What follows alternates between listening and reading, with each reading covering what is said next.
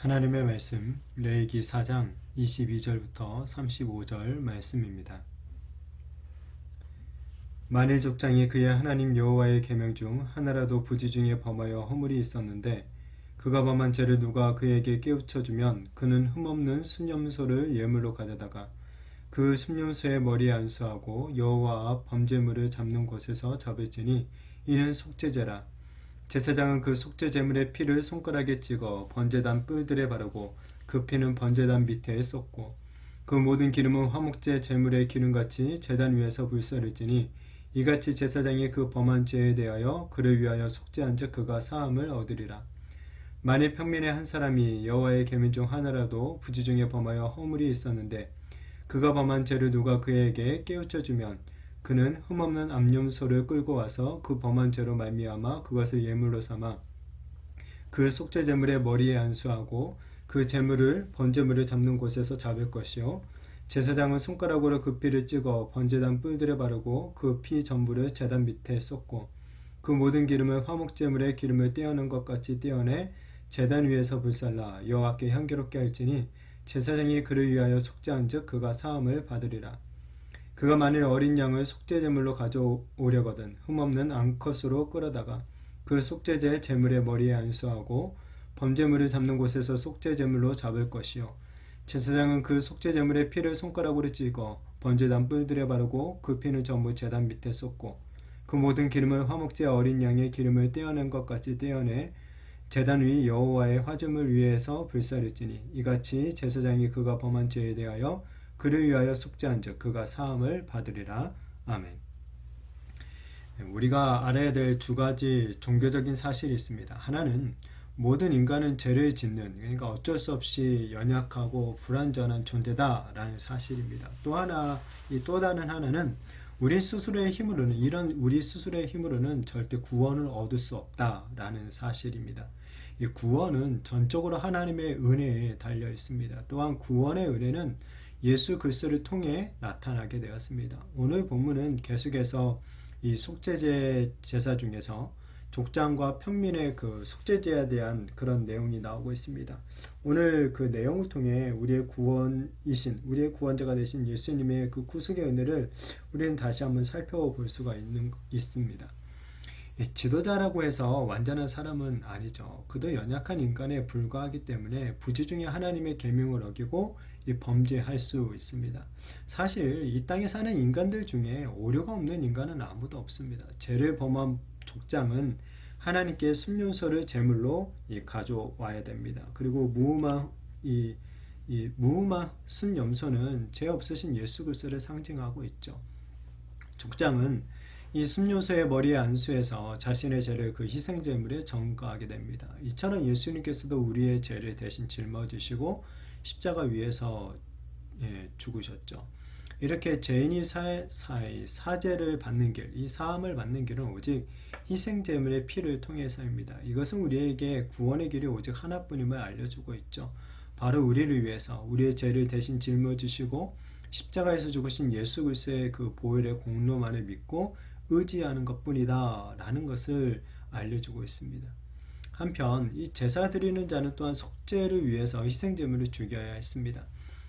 그러니까 속죄받기 위해서는 누군가가 대신 죽어야 하는 거죠. 이 속죄는 이처럼 누군가의 그 목숨을 갖다가 요구합니다. 예수님께서는 우리에게 영원한 구원을 주시기 위해서 생명을 희생하셨죠.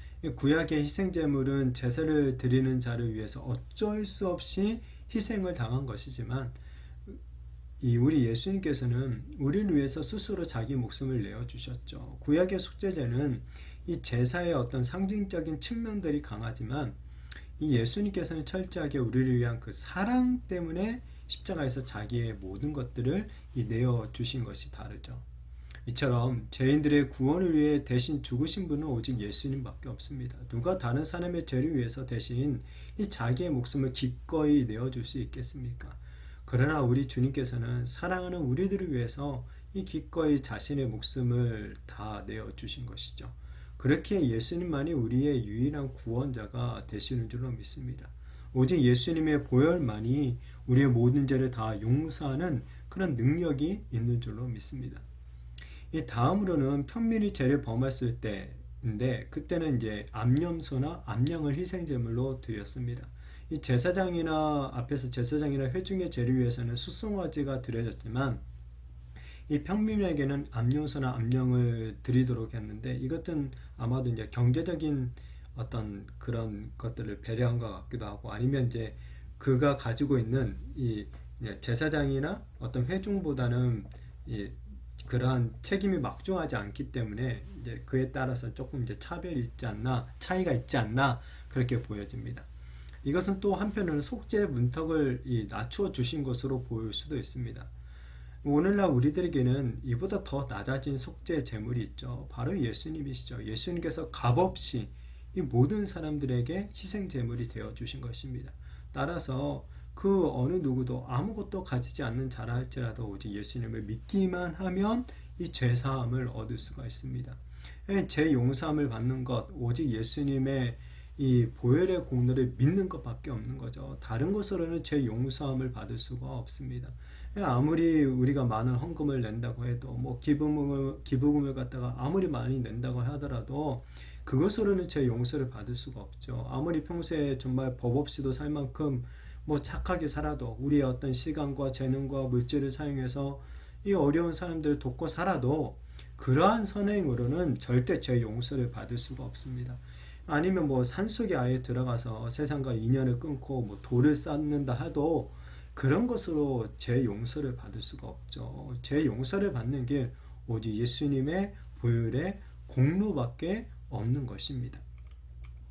한편 제사장은 이 평민들을 위해서 속죄제의 제의를 수행하죠. 이처럼 예수님께서는 우리의 죄악을 위한 이 대제사장의 역할을 감당하셨죠. 대제사장이신 예수님께서 친히 자신의 생명을 우리의 구원을 위해 내어주셨죠. 구약의 이 평민들은 온전한 속죄를 위해서 제사장의 도움이 반드시 필요했습니다. 그러니까 뭐 번제단에 피를 바르거나 제단에 피를 뿌리는 이런 행위들 이건 평민들이 할 수가 없는 거죠. 오직 제사장만이 할 수 있었습니다. 이처럼 우리의 구원도 우리의 노력으로는 절대 얻을 수 있는 것이 아니죠. 바로 영원한 대제사장이신 예수님을 통해서만 우리가 구원을 얻을 수가 있죠. 우리 주님께서 십자가로 이루신 그 구속을 통해서만 우리가 온전한 구원을 얻을 수가 있는 것입니다. 우리로 온전한 이 구원을 얻게 하신 정말 영원한 대제사장이 되신 우리 예수님을 더욱더 믿고 의지하는 우리가 되어지기를 바랍니다. 오늘 보니까 족장이나 평민이나 모두 하나님께 용서받아야 이 죄인에 불과하다라는 것을 보게 됩니다. 그러니까 대통령이든 저 같은 목사이든 아니면 이제 믿은 지 얼마 안 되신 뭐 새신자이든 간에 혹 믿지 않는 사람이라 할지라도 그 누구든지 하나님께 용서받아야 될 죄인에 불과한 거죠. 어떤 인생도 스스로의 힘으로 이런 죄의 문제를 또한 해결할 수는 없습니다. 이 죄의 문제는 오직 하나님의 은총으로만 해결할 수 있죠. 하나님께서는 속죄제로 희생제물의 생명을 요구하셨죠. 이처럼 하나님은 우리들에게 죄 용서를 위해서 우리의 죄의 그 사함을 위해서 생명을 요구하시는데 바로 예수님의 그 생명을 통해 우리의 모든 죄를 용서해 주신 줄로 믿습니다. 예수님께서 스스로 이 희생제물이 되셔서 자신의 그 거룩한 정결한 피로 이 우리의 완전한 구속을 이루어 주셨죠. 바라기는 이 은혜에 늘 감사하며 살아가는 우리의 성도님들이 되시기를 바랍니다. 정말 날마다 우리의 구원이 되신 예수님만을 찬양하고 예수님의 보혈을 힘입어서 우리가 정말 죄로부터 참된 자유함을 누리며 그 은혜 안에서 살아가는 우리 모든 성도님들이 되시기를 예수님의 이름으로 축복합니다.